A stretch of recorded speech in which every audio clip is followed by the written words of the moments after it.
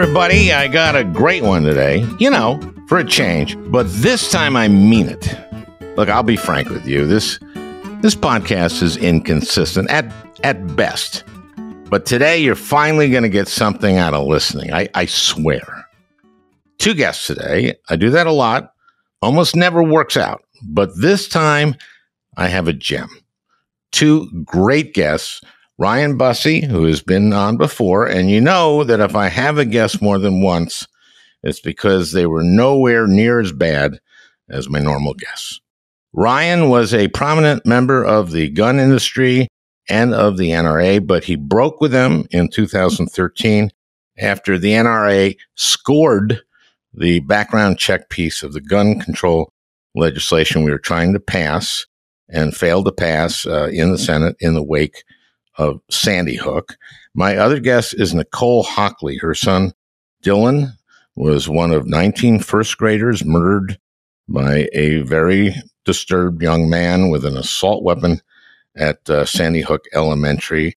And she and a number of other Sandy Hook parents formed a group, Sandy Hook Promise. Sandy Hook Promise has been around for almost 10 years now. And what Nicole and the others have done with their grief and trauma is so admirable. Of course, they lobby for gun control legislation, and Nicole was successful in making progress after Uvalde with the bipartisan Safer Communities Act. But a very large and significant role that Sandy Hook Promise plays is in preventing school violence, and they have been successful in preventing school shootings and preventing suicides. As you'll hear Nicole say, it is a promise that she has kept to her son, that she will do everything she can to prevent this from happening to other kids and other families. And she is quite amazing. So this really is a good one. Well, as I record this, I do not know what the judge in Florida is going to do in the Donald Trump case of the purloined top secret documents.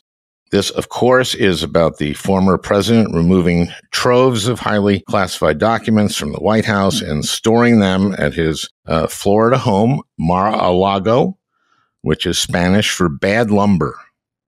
Mar-a-Lago. I took Spanish in grade school, and I believe that is the translation. Mar being roughly marred or unsound or just bad, and lago, the Spanish plural of log, so logs, bad logs or bad lumber. Again, this was grade school Spanish. Miss Boondorf, my 5th grade teacher in Minnesota, at the time there were no elementary school teachers in suburban Minneapolis who spoke Spanish. So Miss Boondorf was learning the damn language when we were. So I can't swear about that translation. Frankly, I don't know why you would name a luxury resort bad lumber.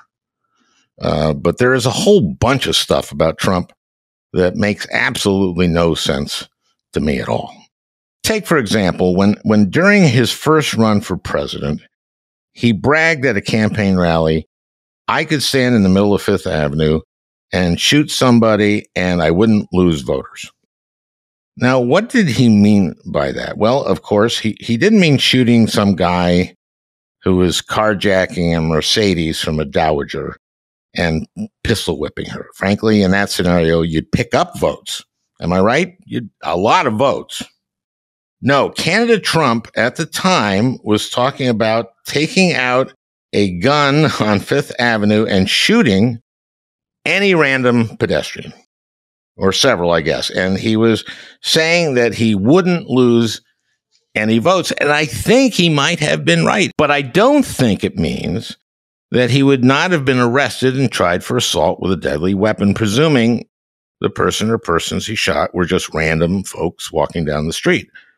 Am I right? I'm right. I'm right. Well, I think the same thing's going on here. I think what Donald Trump is saying is I can take classified top secret national security documents, which don't belong to me, and which, not stored properly by the proper authorities, would pose an incredibly serious national security threat. I can take those documents containing information that, in the wrong hands, could endanger human assets we have around the world, folks who are risking their lives to protect the security of our nation. I can box them up and take them to my now main residence, Bad Lumber, and do whatever the hell I want with them. And just like shooting someone on Fifth Avenue, he might be right that he won't lose the support of his people. But I think he'd also be prosecuted for this kind of thing, just as he would have been if he had murdered a random pedestrian on Fifth Avenue. You can't murder people and not expect to face some kind of consequences. Now, next week on the podcast, I will be having Nicole Hockley, the former acting Solicitor General of the United States during the Obama administration. Hockley has argued more U.S. Supreme Court cases than any other minority lawyer in American history. That's what I've read in a number of places. And I'm going to ask Neil if by more U.S. Supreme Court cases than any other minority lawyer, if that includes Jewish lawyers, which I highly doubt that it does, but we will see. But I will be talking to Neil about the whole panoply of legal challenges facing former President Trump. He's got a few legal problems in addition to the purloined classified documents, including, of course, the little matter of the attempted coup and all the crimes that entails, his whole Fulton County mishegas. And then you got your tax evasion and fraud, and you got your civil suits of all kinds. So that will be the podcast we drop next Sunday. And by the way, that one with Nicole Hockley also promises to be much better than your typical, predictably disappointing Al Franken podcast. A couple of other pieces of business before we turn to Ryan Busse and Nicole Hockley. We have midterms coming up. Things are looking better for Democrats. That whole overturning Roe thing, you know who doesn't like that? Most people. Then there's a little matter of what President Biden and others are calling MAGA Republicans. And that's not unrelated to the top secret documents the former president has been keeping in his sock drawer. MAGA Republicans are rallying around Trump because to them, the FBI raid is yet more evidence that the deep state has it in for Donald Trump, forgetting the actual history of these documents, of course. But enough Americans have been paying enough attention to the January 6th hearings to get it by now that this election wasn't stolen, that Trump was told over and over again that he lost. He tried to steal the election every lame way he could and failed because everything he tried was meritless and sleazy and ultimately very illegal until he was left with only a violent coup attempt, which he allowed to go on for more than 3 hours before it was clear it wasn't going to work. In this election cycle, Trump has endorsed a whole bunch of nutcase MAGA candidates, including a few who literally were there in Washington on January 6th to try to steal the election and who continue to assert that the election was stolen in spite of the massive, undeniable evidence to the contrary. These Republicans, these MAGA Republican candidates, many of whom are now hilariously trying to cover their nutcase tracks, these people are a threat to our democracy. These people refuse to engage in our democracy in good faith. The Republican Party has destroyed truth. They've destroyed civility. They have destroyed the Republican Party, and they are well on their way to destroying the world's oldest democracy. President Biden is absolutely right. So you got to get out there, folks. You got to vote. Of course. You have to tell your family to vote. Of course. Unless they're on the other side, in which case, tell them that you won't vote if they won't vote. But get out there on the doors. Get on the phones. I can't tell you how much that helps, and it's fun. Also, one last thing. I may be coming to your town on the only former U.S. Senator currently on tour.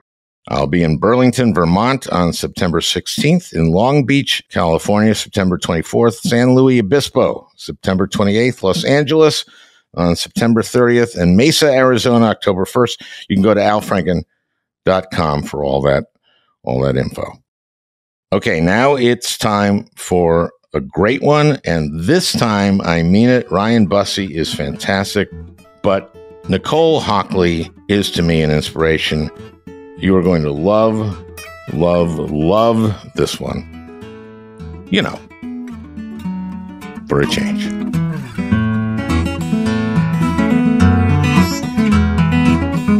We have an unusual podcast where we have two admirable individuals, Nicole Hockley and Ryan Busse. Ryan's been on the podcast before. He wrote a book called Gunfight, which was about the gun industry, which he was part of. He was actually a big guy in a way in the NRA, and then left after Sandy Hook, basically, or after the NRA. When the NRA scored votes against Tester on the Manchin Toomey thing, essentially. Just on doing background checks, right? Yeah, pretty rudimentary thing, but yeah, they decided to use that for political leverage too.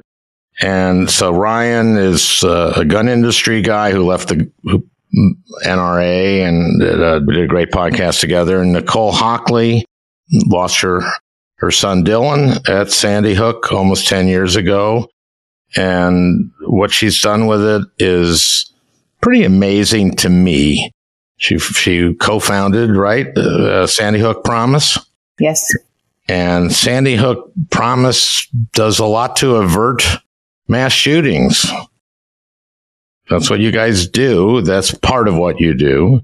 You also lobby for gun reform, and successfully this last year after Uvalde. And we've met a couple times. So let's get started. Ryan, the gun industry seems to be doubling down on being awful.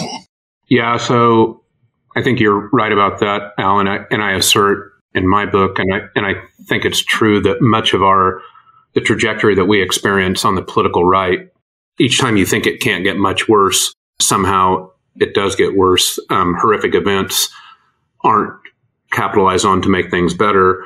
There's a segment of the right that capitalizes on them to make money and grow power, and in essence make things much worse.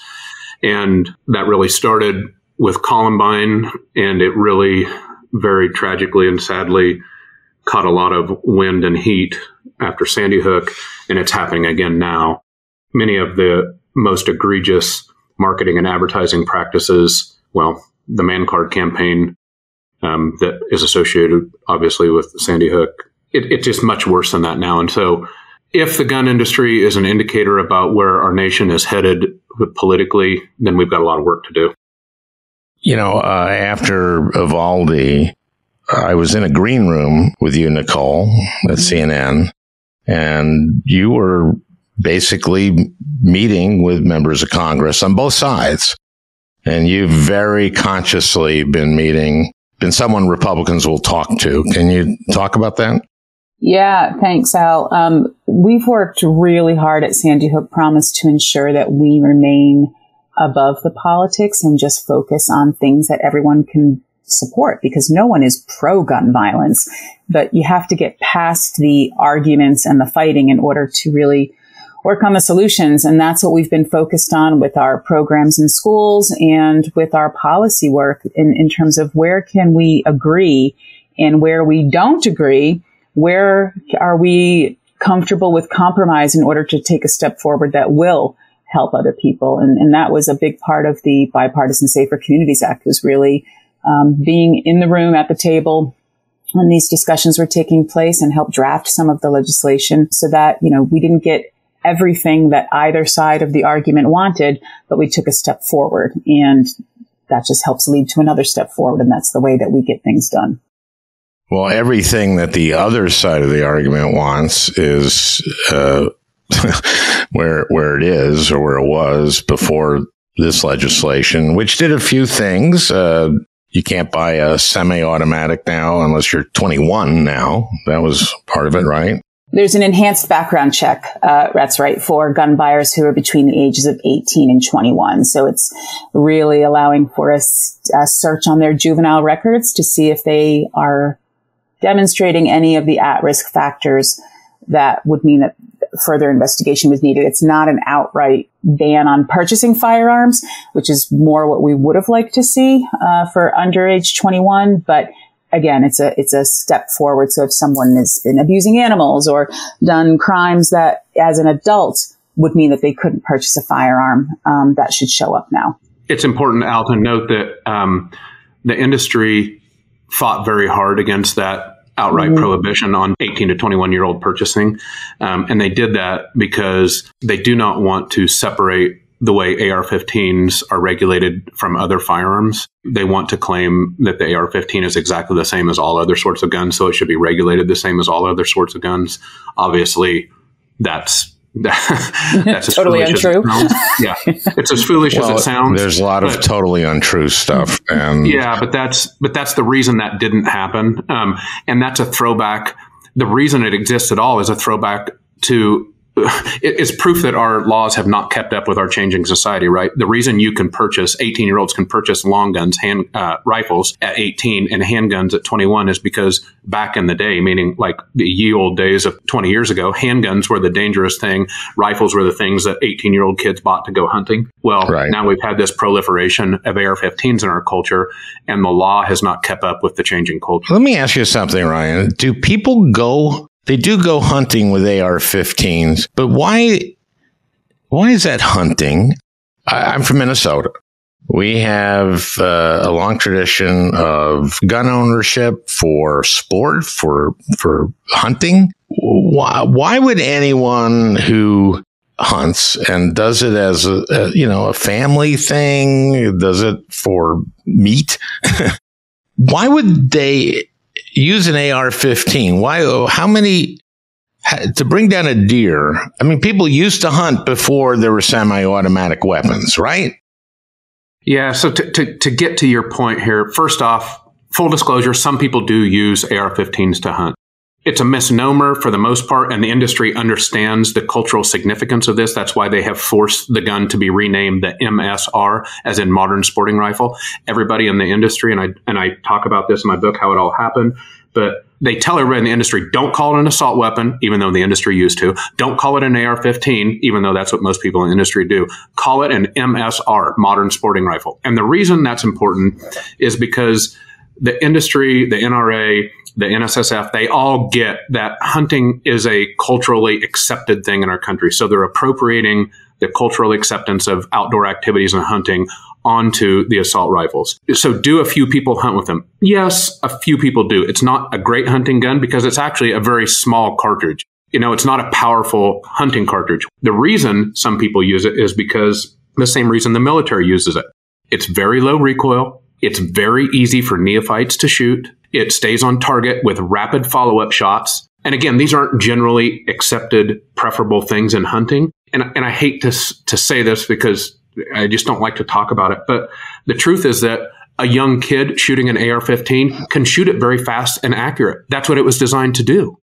Let's talk a little bit of history, and then we went over this in your last time you're on the podcast, which is, of course, in 1994, there was an assault weapons ban passed, and that expired in 2004. And did Bush veto it, or did it just die? So the law had a sunset provision that mandated that the next president had to re-up it. Nobody could really envision a president that wouldn't re-up it. In fact, Bush, during his first term, indicated that he was in support of re-upping it.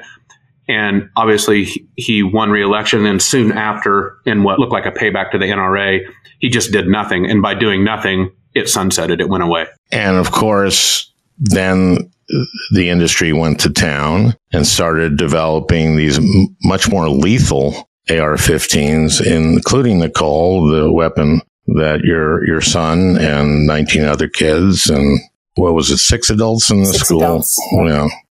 So that was as a Bushmaster. Was that one?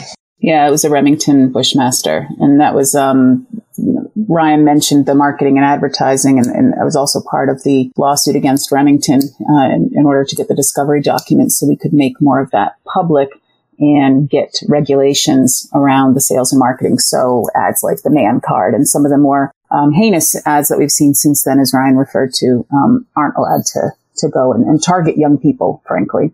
Yeah. And that gun was designed for killing people in close quarters. Right, Ryan?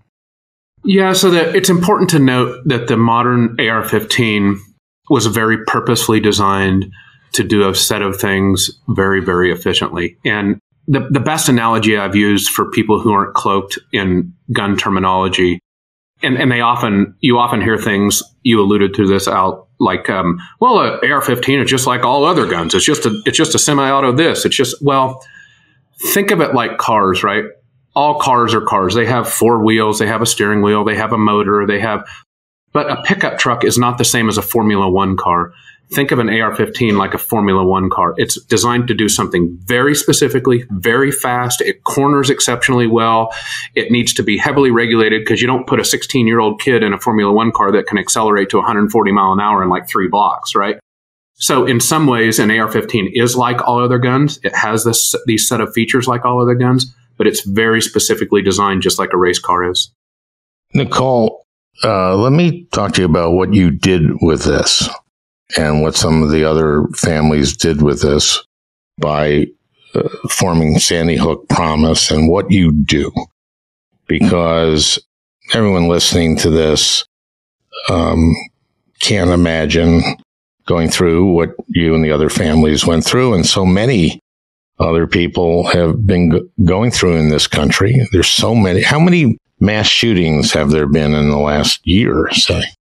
I have lost track, but more than one for every day that we've had so far this year. It's continuing to escalate, and I keep a track specifically on school shootings as well. And kids are only just going back to school right now, and I know last week alone we helped avert 2 planned school shootings through our programs. So the violence is still out there, and it's becoming more prevalent, and the kids are accessing these weapons, which really not only speaks to any sort of restrictions on semi-automatic rifles with high-capacity magazines, but also really speaks to safe storage. But our job at Sandy Hook Promise, of which, not every single family who was impacted at Sandy Hook is part of Sandy Hook Promise. I want to be really clear on that. We don't represent all the families, but the Bardens, Sherlocks, and Hockleys that are involved, we're very focused on upstream violence prevention. So rather than directly tackle the gun itself, although we do heavily get involved in gun safety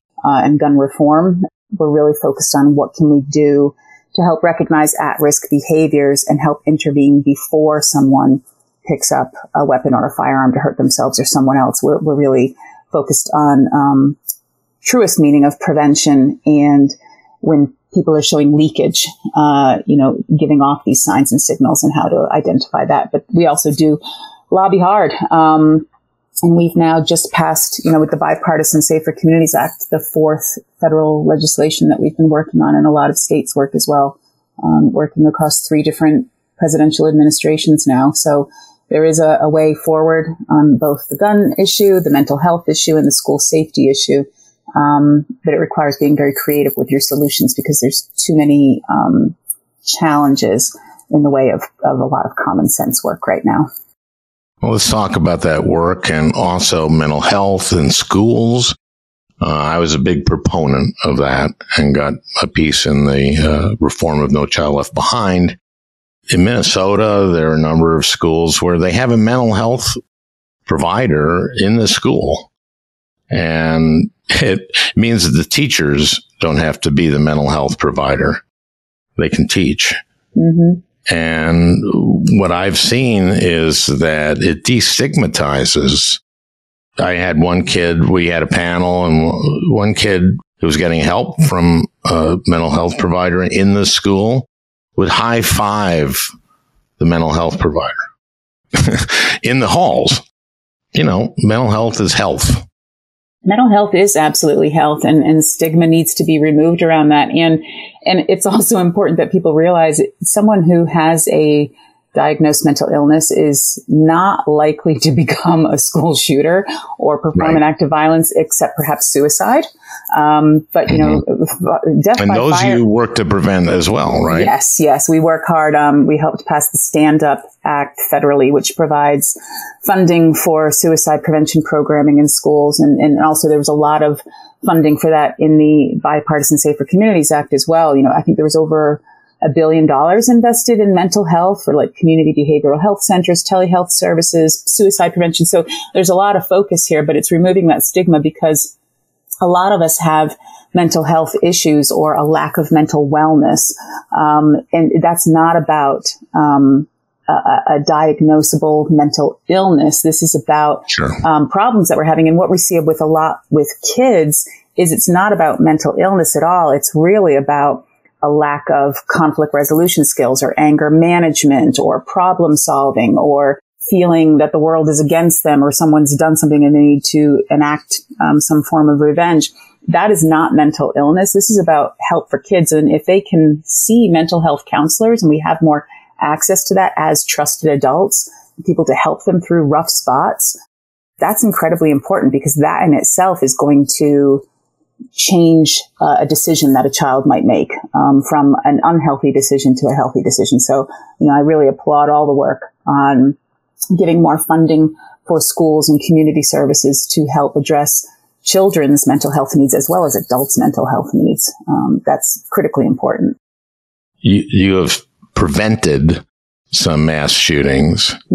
Give me an example of one of those without, of course, breaking anyone's anonymity or something. Can you give us an example of how that works, how Sandy Hook Promise works, and a scenario that happened where you intervened in a way that helped prevent this? Or Sure. Well, we have programs that deal with the whole spectrum of violence, from bullying and social isolation through dating violence, substance abuse, cutting, all the way up to suicide and homicide. And the different programs handle different aspects of that. But our Say Something Anonymous reporting solution, we have a 24/7, 365 crisis center down in Miami.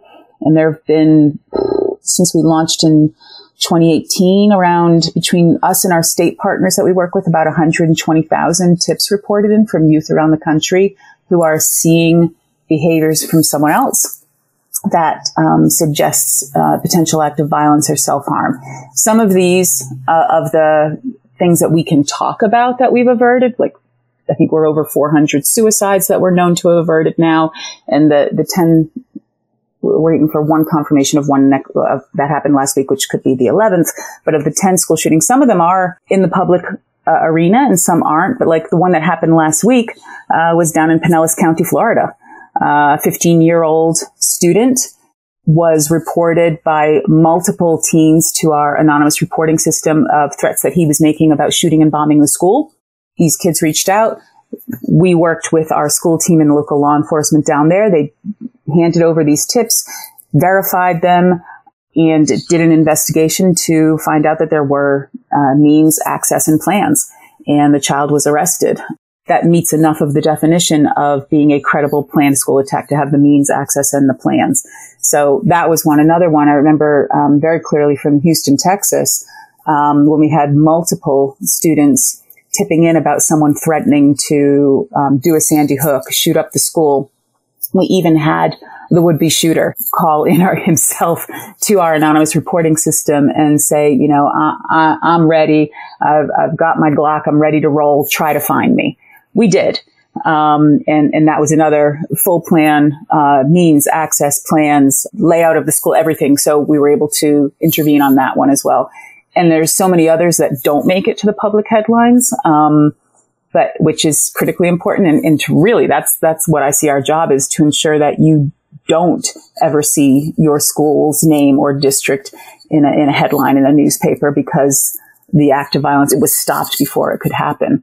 So I'm very proud of the work that we do, but it's at the intersection of being horrified that these acts continue to happen, and how heartbreaking it is when I look at our system every morning and see, you know, get a pulse of the nation in terms of what's going on with kids today. What are they reporting on? And some of the stories are just so heartbreaking, but at the same time, I'm so proud of the fact that, that's at least 10 more communities that will not experience what we experienced at Sandy Hook. And Ryan, I'm going to continue here with Nicole because you're both admirable. She's, I think, slightly more admirable than you. Sorry, Ryan. I just want to say that's a very low bar, but I do agree that Nicole beats me out here. So proceed. And I want to, if you don't mind, Nicole, ask you how you took what happened to you. And I've read your accounts of that day and the next year and how you managed to take that and do this. That's a great question. And I don't know if I have a satisfactory answer to it. I think it's part of my DNA. I've always been a very driven person in my corporate career before Sandy Hook, solving problems, figuring out ways to get things done. The first year after Sandy Hook, I'm not going to lie, I've got a very Swiss cheese memory, which I know is part of my PTSD. And there are some things that I can remember with almost scary clarity and other things that I can't recall at all. But I knew I wanted to do something because I didn't want another parent to feel this way. I still have a surviving son who was also at the school that day. He was in 3rd grade. He is about to start college this week. So I have an honor and a duty to protect his life going forward and create a safer future for him. And I also have to honor Dylan, who was killed at 6 years old. And every morning I kiss his urn and I tell him I love him and I miss him. And I do the same thing when I go to bed at night. And I need to do something. And everyone processes grief and trauma very differently. And I don't consider myself, a lot of people will say, oh, you're so strong. And I'm like, this has nothing to do with strength. This has to do with purpose. I know what this feels like. I know what it's like to hold my child's corpse in his coffin before his cremation, to hold his hand. I know how the nightmares still plague me. I know the hoaxers out there that still attack. I know that things can be better. And I couldn't save my child, but I'm dedicating my life to ensure that other people are saved in his name. So that's why I do what I do. It's for him and it's for all the other kids who need to go home to their families every day. Ryan, Nicole brought up the hoaxers and, the Alex Jones is the case, of course. It's hard to fathom how a person can be so evil, but you're kind of familiar, not with necessarily completely evil people, but people in the gun industry, and you've been kind of tracking what they're doing. What's the deal with them? I think a lot of people do have a hard time conceptualizing how Alex Jones can gain popularity or how conspiracy theories like QAnon can start. But for me, these really were not in any way revelatory, right? Because I think that this all has its roots in the firearms industry, the sort of creation and then latching onto conspiracy theory as a way to drive political outcomes, gin people up, make them vote in what are basically irresponsible ways against your own self-interest, and then to derive profit from it really started with the NRA. And if you think about that, in the lead up to President Obama's first term, Wayne LaPierre would stand on stages and say things like, Barack Obama is going to rewrite the Constitution. And, I would look around going, oh, really? I've read the Constitution a bunch. Like, I didn't realize a president could rewrite but reasonably intelligent people, thousands of them, and then millions would clap and cheer and believe it as if it were truth. And then they would reiterate these things. And so I think that sort of fertile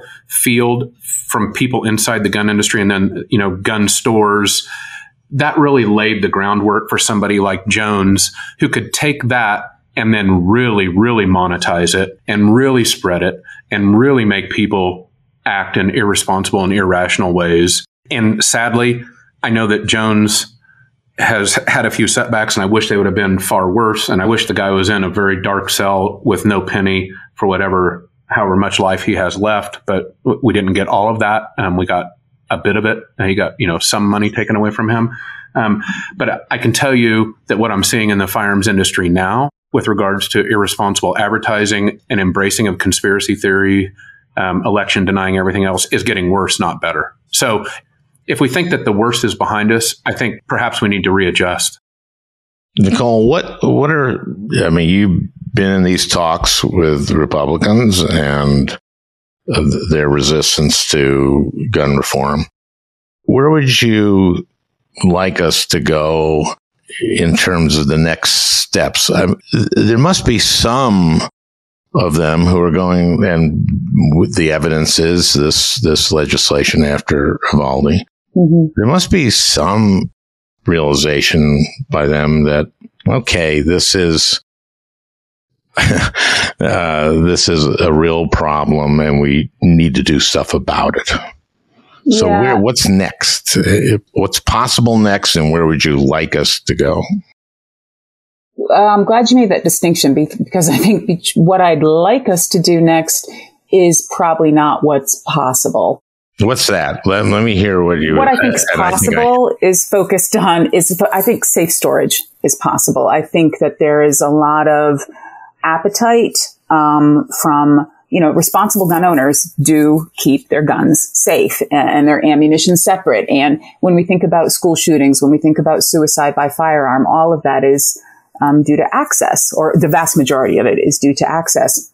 And if we can have legislation to ensure that families are securely storing their firearms, and that there is perhaps some sort of penalty for those who don't, so to really incentivize it, I think there's a lot of appetite there. But my sense is we're not going to see any movement until after the midterms. I think this, when I look back at even over the last 6 years, what's happened in the political space when it comes to gun violence prevention, from this going to a thing that you never talk about to something that now people campaign on, we've come a long way in a short space of time, is one way of looking at it. And I think that with the passing of the Bipartisan Safer Communities Act this past summer, that showed a lot of Republicans that there is a way forward. It wasn't enough for the Democrat side. It was too much for some Republicans, but it got passed. And I think people will realize that there is a way to meet the needs of what Americans want without absolutely destroying their careers, which was the fear that we were hearing from a lot of politicians when we were lobbying for background checks back in 2013, as Ryan mentioned. So I think there's appetite now, once we get through the midterms, to look at safe storage. I would love to see more legislation, bipartisan legislation on how we regulate or restrict purchase of semi-automatic rifles with high-capacity magazines. Mm-hmm. Some people call that assault weapons ban. As Ryan said, sometimes you get nailed for calling it an assault weapon. So, the language is important here, but I think that that's a further step in the future. I don't think the appetite is there yet in D.C., but I think safe storage is definitely possible. Was there a piece in this latest legislation on high-capacity clips? No, and that's something we've been lobbying for a while, is restrictions, because thinking about hunting and fair game laws in some states where you can only have so many pieces of ammunition in the clip at one time to be fair to the animals, but we don't have that when we're talking about being fair to human beings. Correct. I've always been personally lobbying for high-capacity magazine restrictions, because I know that would have given a chance for more kids in my son's classroom to escape, and potentially my own son. That would have made a difference for a lot of people. But I don't think we're there yet. And it comes back to that hunting argument that Ryan pointed out. That's the sticking point right now. But the idea that you need, 30 shots to bring down a deer? Well, I've heard it's more about prairie dogs. Ryan, you might be able to correct me on that if I'm wrong, that it's more the prairie animals and smaller ones that you need to shoot more. So prairie dogs dig up the ground and which makes it they can destroy a field, right? Is that the idea? These are red herrings, because you can hunt or shoot prairie dogs with single shot bolt action rifles too. You don't need them, but they're kind of small, the critters, and they run away. Look, there are lots of other options for this, and many states have magazine capacity prohibitions on hunting guns. For instance, you can't go into the field with a gun of more than X capacity. A lot of times it's 3 or 5. And so even where these AR-15s are used to hunt, sometimes you have to have very small, low capacity magazines with them. So there's lots of options. I guess what I'm saying is, it's not like you have to have an AR-15 or you can't do this activity anymore. It would be like saying, okay, I want to go to the grocery store and I really, really, really need that Formula One car. Like, okay, it'll get you there, but there are other ways to get to the grocery store. And presumably there are prairie dogs like in the 18th and 19th centuries. There were. And yes, and they were able to farm with AR-15s. Yeah. We were not hunting them with AR-15s then, that's for sure. Okay. Well, I think one solution that gets proposed a lot is giving teachers guns. Is that a good idea? No way. I mean, and it's this is my personal opinion, and I have heard from educators in more rural areas where it would be difficult for law enforcement to get there in time if there were a significant problem. So I can hear all sides of the argument. However, a teacher's job is to teach and to build community and to ensure that children are safe and working with each other and, learning their reading, writing, arithmetic, and other social and life skills to prepare them for outside of school. Having guns in the schools, in teachers, first of all, there's a whole potential for access there by a student in the class. In the horrific situation that a teacher would actually have to use it to ensure that they, we've seen trained law enforcement or trained gun owners not be able to handle a shooter or be afraid of firepower from another shooter, for example. So the idea that a teacher, exactly. So the idea that a teacher who maybe is not very proficient with firearms, that they would be able to react appropriately in a highly stressful situation, such as a school shooting, and not do any damage to any of the students that they're trying to protect, I think is kind of ludicrous. And I have not heard a majority of teachers wanting this. And then when you look at some states that are even minimizing the number of training hours that a teacher has, it's really minimizing the massive responsibility you're asking a teacher to take on. So I'm personally very against that. I think, where we have SROs or law enforcement, there are some changes and best practices that I would like to see there in terms of SROs in some schools and how they shouldn't be involved in class disciplinary actions, SROs, for example. I'm sorry. School resource officers. Quite often they're armed. They're also a protection element. There's evidence to say that they work. There's evidence to say that they don't work. So, the jury's out on that one. But the idea of arming teachers, I am wholeheartedly against. Yeah. Ryan, can you give an argument? I mean, I guess a teacher in a rural school who knows what they're doing and knows how to lock it up and keep them, say, I don't know, that might be okay. But the idea of, Mrs. Moline, my fourth grade teacher having a gun, not a good idea to me. I just so admire you, Nicole. We met immediately after this. You guys came to Washington. Mm-hmm. That was 13. Very difficult. I couldn't believe that we couldn't get the background checks done. I couldn't believe that we couldn't get an assault weapons ban. But that was me then, Mm-hmm. Times have changed a lot, and still, I think for us, when background checks failed, which was seemed to be something that everyone was for, and even at one point the NRA was not getting in the way of those talks, which is kind of their way of letting something happen without them commenting on it. But then I think it was even a further right group from them that caused a kerfuffle over that. And then the NRA came down hard. But it's when that didn't pass, for us at Sandy Hook Promise, that was a reality check on just how bad things were and why we needed to go a different way to create change. And that's, our long-term behavior change strategy by teaching kids in schools how to prevent violence before it happens. And it also started our more incremental strategy on gun safety reform, mental health, and school safety, which is slow going and can be very frustrating at times, but it is chipping away at things so that we can then handle some of the bigger things, but giving space for opposing sides and perspectives to come in and have some discussions. I don't want to keep the fight going. I want to create solutions. And I think that's a big part of what we've seen over the last 10 years and what our strategy is to continue to go forward. Okay. Ryan, let me ask you about where the NRA is now. I know they have some problems with some of the leadership taking a lot of money in various ways. What's going on with the NRA now? Where is it? So it is, a lot of people ask me that, and it is weakened, right? They're not at the apex of their political power. But much like Trumpism, NRA-ism, which now infects all of our politics, I think right down to like our local school boards, where this sort of hell no, all or nothing-ism is now prevalent. It infects everything in our society.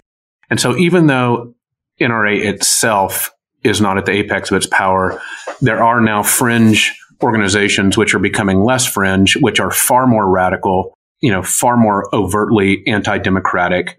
I mean, you think that the NRA said the quiet part out loud? Well, these folks really say the quiet part out loud.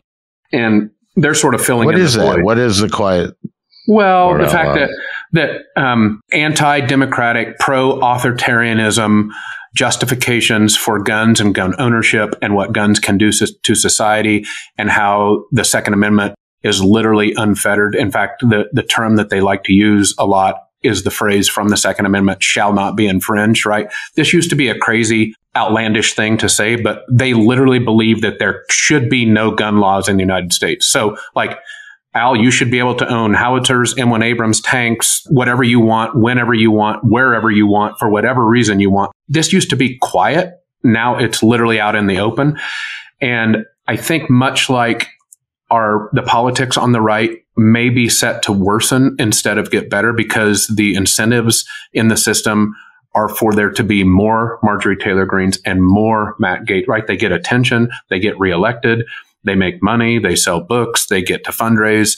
The same sort of things are being led by the firearms industry. And so I think we should prepare ourselves for, much more frightening outcomes. At the same time, I think what Nicole discussed with regards to the recent legislation, and I was there at the White House, probably like Nicole was when it was signed. I think that's a very hopeful sign. That means that the U.S. general public is sort of throwing up their hands and saying, we've had enough of this shit. Look, 65 senators voted yes for that. As you know, Al, like, you couldn't get 65 senators to vote yes that ice cream was good. And yet we had 65 senators. Yes, you could. I voted for that. Okay. They just wouldn't agree what flavor. That was the only legislation Jim Inhofe ever passed. Yeah. But Jim Inhofe would have melted ice cream, right? But that's right. The point is, there's something bubbling up in the populace that is pushing back against this dangerous radicalization and the terrible spillover effects we're seeing in places like Highland Park and Buffalo and Uvalde and, in streets across urban areas across our country every day. So it's bubbling up. And it's so similar to our political ethos, where you have a worsening situation on the right, and you also have a group of what I call, or Steve Schmidt calls, like the frustrated majority. I see both of those things happening at the same time. Nicole, do you remember, were you watching like our hearings on this and our business meetings on guns right after, when we were debating this in the Judiciary Committee? Elements of it. And this is part of where my memory's a little, faltering. Jesus Christ, yeah. No, so but do you remember this at all? Like Ted Cruz going after Dianne Feinstein, who was, the author of the assault weapons ban, both in 94 and then this iteration. And he goes like, you're going to ban some guns, and the Second Amendment is, right there. What books would you ban? Do you remember this exchange? Do you remember that? Yeah, there's a lot of similar exchanges like that around cars and, pools and whatever. Yep. So here's one of my regrets, one of my number of regrets. And there's not that many, but in the Senate, which is, he said, what books would you, make it? And I had it, and I should have said it, which is, well, how about the book Ted Cruz is a Pedophile? That would have had an interesting response from him. Unless you were a pedophile, that would be wouldn't that be slanderous? I mean, wouldn't that violate some? and God damn, I wish I had said that. Maybe someday, Al, we'll get to see you actually say that to him. I've kind of told him already that he's a dick. I've told him that. So, speaking of dicks, so who's the worst in the Senate? Have you talked to anyone? You don't have to say anyone, but what have some of the worst conversations you've had, Nicole? Oh, there's been quite a few. I want to hear this. What are some of the worst conversations? Well, we never name and shame. Yeah, of course. So never, ever. But I've actually had more respect for senators who are very honest about why they're not going to vote for something, rather than I'd lose. There are good people on both sides of the aisle.